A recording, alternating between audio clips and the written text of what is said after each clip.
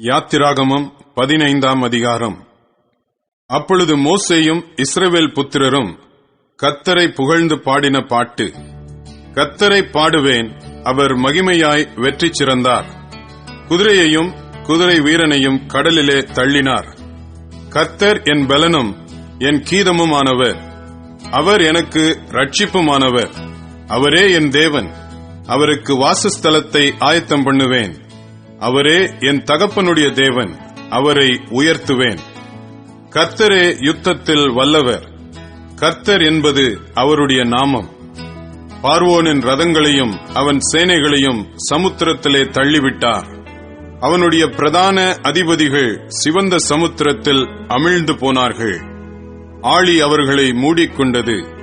கல்லைப் போல ஆழங்களில் அமிழ்ந்து போனார்கள். கர்த்தாவே, உம்முடைய வலதுகரம் பலத்தினால் மகத்துவம் சிறந்திருக்கிறது. கர்த்தாவே, உம்முடைய வலதுகரம் பகைஞனை நொறுக்கிவிட்டது. உமக்கு விரோதமாய் எழும்பினவர்களை உமது முக்கியத்தின் மகத்துவத்தினாலே நிர்மூலமாக்கினீர். உம்முடைய கோபாக்கினையை அனுப்பினீர்.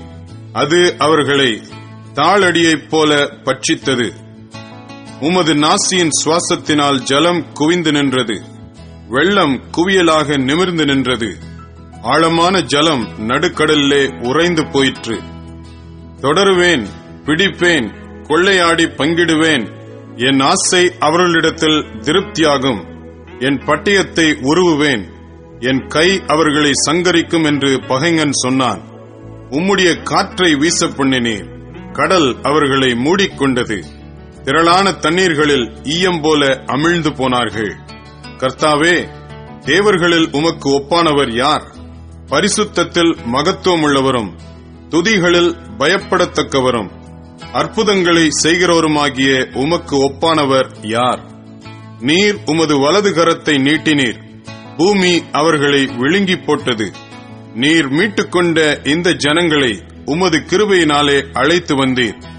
உம்முடைய பரிசுத்த வாசஸ்தலத்துக்கு நேராக அவர்களை உமது பலத்தினால் வழிநடத்தினீர். ஜனங்கள் அதை கேட்டு தத்தளிப்பார்கள். பெலிஸ்தியாவின் குடிகளை திகில் பிடிக்கும். ஏதோமின் பிரபுக்கள் கலங்குவார்கள். மோவாபின் பராக்கிரமசாலிகளை நடுக்கம் பிடிக்கும். கானானின் குடிகள் யாவரும் கரைந்து போவார்கள். பயமும் திகிலும் அவர்கள் மேல் விழும். கர்த்தாவே, உமது ஜனங்கள் கடந்து போகும் வரையும், நீர் மீட்ட ஜனங்களே கடந்து போகும் வரையும், அவர்கள் உம்முடைய புயத்தின் மகத்துவத்தினால் கல்லைப் போல அசைவற்றிருப்பார்கள். நீர் அவர்களை கொண்டு போய் கர்த்தராகிய தேவரீர் வாசம் பண்ணுகிறதற்கு நியமித்த ஸ்தானமாகிய உம்முடைய சுதந்திரத்தின் பர்வதத்திலும் ஆண்டவராகிய தேவரீருடைய கரங்கள் ஸ்தாபித்த பரிசுத்த ஸ்தலத்திலும் அவர்களை நாட்டுவீர். கர்த்தர் சதா காலங்களாகிய என்றென்றைக்கும் ராஜரீகம் பண்ணுவார். பார்வோனின் குதிரைகள் அவனுடைய ரதங்களோடும் குதிரை வீரரோடும் சமுத்திரத்தில் பிரவேசித்தது.